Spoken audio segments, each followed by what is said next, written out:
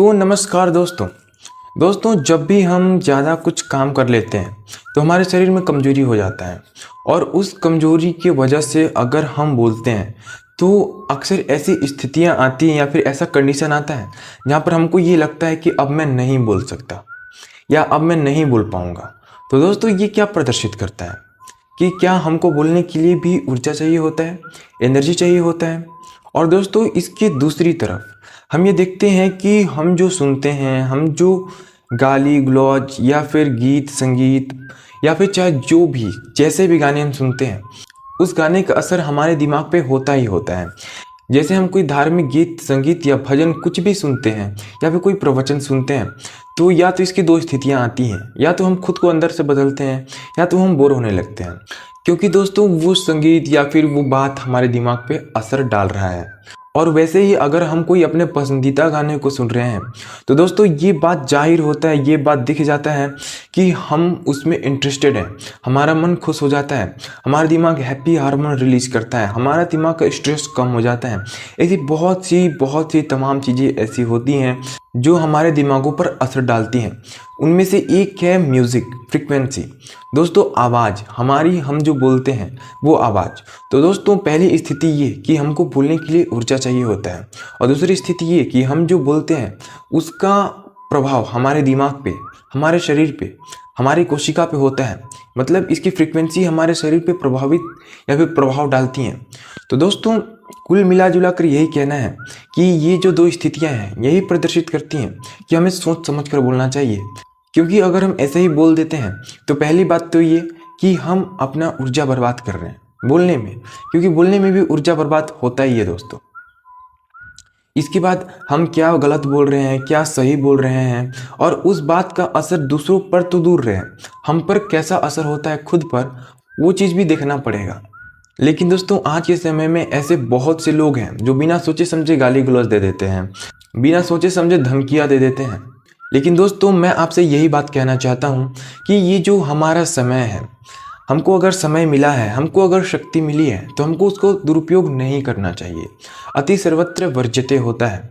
इसीलिए दोस्तों कुल मिला जुला कर ये बात है कि वाणी एक धन के समान होता है।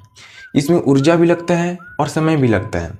जैसे दोस्तों धन होता है उसमें हम अपना ऊर्जा और समय दोनों लगाते हैं और अपना मेहनत भी लगाते हैं, तभी तो हम पैसे कमा पाते हैं। एक पैसे के पीछे 3 कारण होते हैं, मेहनत, समय और ऊर्जा। वैसे दोस्तों हमारी वाणी के पीछे भी हमारी मेहनत, यानी कि हमारा पढ़ाई लिखाई सीखना, जो भी हम सुनते हैं, बढ़ते हैं, सोचते हैं, सोचने जो भी हो वो मेहनत, समय जो हम बोलने में खर्च कर रहे हैं और ऊर्जा जो हम बोलने में ले रहे हैं। तो दोस्तों कुल मिला जुला कर ये कहना है कि व्यर्थ वाणी से हमारे शरीर का व्यर्थ ऊर्जा, हमारा समय, हमारी शक्ति, हमारा मेहनत सब बर्बाद होता है। इसलिए दोस्तों हमको व्यर्थ नहीं बोलना चाहिए, फालतू नहीं बोलना चाहिए। दोस्तों इससे क्या होता है कि हम फालतू बोलकर अपना ही इज्जत बर्बाद करते हैं, हम व्यर्थ में अपना ही इज्जत के साथ खिलवाड़ करते हैं, हम अपने ही आत्मसम्मान के साथ खिलवाड़ करते हैं। दोस्तों अगर हम शांत हैं तो हमको एक अलग तरीके से आंका जाता है, और अगर हम बड़बोले हैं तो हमको अलग तरीके से आंका जाता है। दोस्तों ये लोग कहते हैं कि शांत लोग अक्सर घातक होते हैं, इसलिए हमको शांत बनना चाहिए ताकि दूसरे हमारी बातों का, हमारे जज्बातों का, हमारे औकात का अंदाज़ा न लगा पाए। न कि हमें बड़बोला बनना चाहिए, हमें बेवजह फालतू का कुछ भी बोलते रहना चाहिए। इससे दोस्तों हम सामने वाले की नज़र में गिर जाते हैं या फिर गिर भी सकते हैं। तो दोस्तों यहाँ पर एक बात ये भी आता है कि क्या हमें ज़्यादा नहीं बोलना चाहिए, क्या हमें कम बोलना चाहिए, क्या ज़्यादा बोलने से हमारा इज्जत खत्म हो जाता है। तो दोस्तों ऐसा नहीं है, ज़्यादा बोलना चाहिए लेकिन वो बोलना चाहिए जिसकी हमें ज़रूरत है। उदाहरण के लिए प्रवचनकर्ता तो बहुत होते हैं और वो 3 घंटा 4 घंटा कंटिन्यू बोलते हैं, लेकिन उनकी इज्जत बरकरार रहती है। कैसे? क्योंकि दोस्तों वो ज़रूरत के हिसाब से बोलते हैं, वो वही बातें बोलते हैं जिसकी हमें ज़रूरत होती है, सोची समझी बातें होती हैं। क्योंकि जो किताब या जिस ग्रंथ से हमको पढ़ा रहे हैं दोस्तों, उसमें जो बात होती है वो एक सोची समझी होती है, वो वितर्क नहीं होता, एक तर्क होता है, कुतर्क कभी नहीं होता। तो कुल मिला जुला कर यही है कि शांत बनिए, बड़बोले नहीं, फालतू नहीं बोलना है, सोच समझ कर बोलना है, और ऐसी बातें बोलना है जो सबको प्रिय हो, अच्छा हो, शांत हो, जिससे सबका मन मुहा जा सके।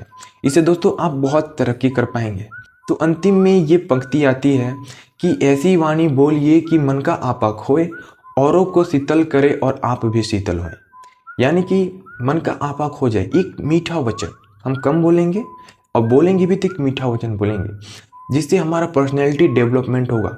हमारी जो पर्सनैलिटी की रीच होगी, लोगों के देखने के नज़रिए होंगे वो एकदम हाई क्लास के होंगे।